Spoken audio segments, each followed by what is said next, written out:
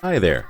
Throughout the years, a lot of MMOs have come and gone, and the main reason for that is their populations. Nobody wants to play an MMO that feels and is a ghost town. Everybody wants to be in a high populated MMO so they can show off their legendary weapons or your new rare mount to the rest of the player base. But at the same time, you need a healthy population so you can do group content like raids and mass PvP.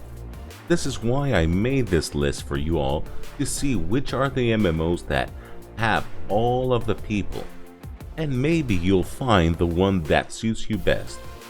So this is my list of the top 10 most populated MMOs for 2023. The first game on this top 10 list is New World, developed by Amazon Games, and it was released on September 2021. This game at its release was plagued by dupes and bugs where it lost a lot of its player base. But after some time they managed to iron out most of the problems, and now it has a healthy player base. While it's releasing its first expansion at the end of September 2023. This is a buy-to-play game with an in-game cosmetic store, so no subs here. It has a decent action combat system, and I'll be doing a full review on this game very soon. At number 9 we have Elder Scrolls Online, that was developed by ZeniMax Studios and was released in 2014. ESO is a buy-to-play game and has several expansions and DLCs to buy. My suggestion is to buy the bundle that has the base game and the Morrowind expansion if you want to try it out. It's often on Steam with a discount. As a game, if you like following the lore of each and every game you play, this is probably for you. Every territory has its own story for you to dive into for hundreds of hours. ESO offers dungeons, public dungeons, raids, and the great PvP battle in Citadel. Next we have Black Desert Online. It was released in 2014 by Pearl Abyss, and it's a buy-to-play game for only $10 or euros. BDO is considered to be a sandbox MMO where you don't have loading screens when you move from one place to another, while at the same time it has its theme park elements.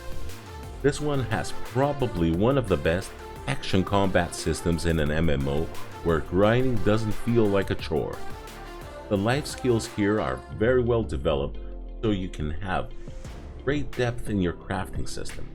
Many have accused BDO to be pay to win, and that is true if you want to be a hardcore PvP player. But other than that, you can get the best gear in the game, but it will take you a bit more time. Now let's go to MapleStory. This 2D side-scrolling MMO was developed by Wizard and published by Nexon. It was first released in 2003 in Korea, making it one of the oldest MMOs on this list.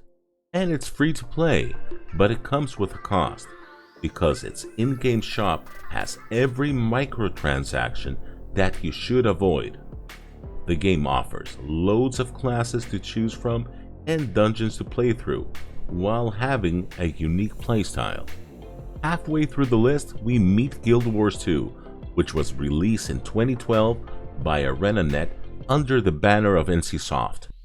You can play the base game completely for free, where you can reach level cap, where you will have hundreds of hours of gameplay. But if you want to see the latest content, you're gonna have to buy the latest expansion. The hybrid combat system, something between tab target and action combat, is very fluid, where your playstyle is based on the weapon you have equipped. The game offers dungeons and raids, while you have loads of jumping puzzles for you to go through. At number 5 we have Lost Ark. This one was first released in Korea by Smilegate, but it came to the West in 2022, and it was published by Amazon Studios. This MMO plays top-down like Diablo and has loads of dungeons and raids with multiple difficulties. The game is free to play, but offers a season pass with some extra rewards and speed-ups. Due to the many systems that Lost Ark has, it ends up being really grindy, while you have loads of daily chores, so you can be competitive, or you can use those speed-ups to make the grind bearable. Lost Ark doesn't support the Holy Trinity, tank, healer, and DPS, but it has some classes that can cover those gaps. Next we have Final Fantasy XIV, which is one of the best MMOs that have ever been released. It offers a free trial up to 60 level where you can play the base game and the expansion Heavensward. But if you want to play the latest expansion like Endwalker, which is fantastic, you're gonna have to buy the base game and the expansion plus a monthly sub. So use that trial before buying the whole game. The best part of this game is its story, which dwarfs any other MMO in this part. FF14 also offers dungeons, trials, raids, and savage raids, so you won't run out of things to do. There is as well the Golden Saucer that has loads of mini games like Triple Tryout, Chocobo Racing, where you can get currency to exchange it for mounts, pets, glamour, and other nice stuff. At number 3 we have World of Warcraft Classic that has made it to the Wrath of the Lich King expansion, and with Icecrown Citadel coming out soon, the population of the classic servers has grown even more, since this was one of the best raids that WoW has ever released. This one was one of the most alt-friendly expansions if you wanted to play another class.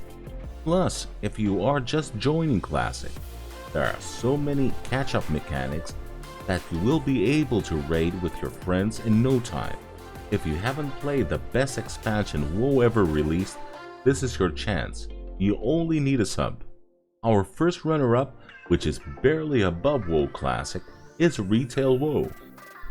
After 2 Medicore expansions, Battle for Azeroth and Shadowlands, Blizzard released Dragonflight, which was somewhat better.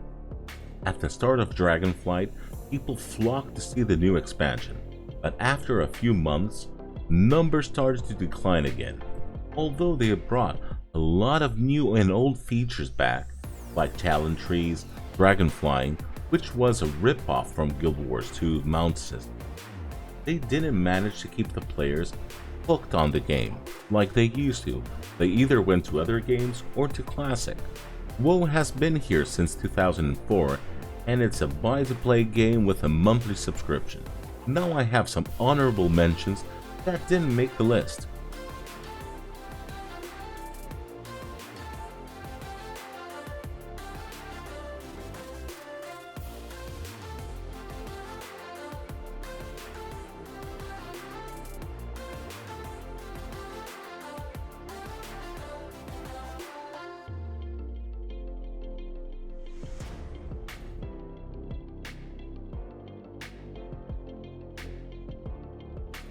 And at the number 1 spot, we have Old School RuneScape. I really wasn't expecting RuneScape to be number 1.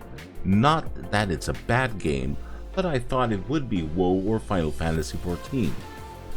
The game was originally released in 2001 by Jagged, where you can play it for free, or you can pay $11 per month for a sub. RuneScape doesn't support the Holy Trinity, but it has a rock, paper, scissors approach. If you don't have the money for a monthly sub, you can grind gold and pay it with your in-game currency. The game doesn't have any sort of microtransactions, which is rather rare for an MMO today, when most of the MMOs have a cash shop, even if they are a subscription based. So these were the top most populated MMOs for 2023. There have been some changes since my last list, which I did in 2020. The sad part is that most of these MMOs are from previous decades. Let's hope with the new upcoming MMOs we'll be getting something special. Anyways, I hope you found, with the help of this top 10 list, the game that fits you the best. If you like the video, give me a thumbs up, subscribe to the channel, and if you want to leave a comment, use the comment section below. Thank you and have a good one.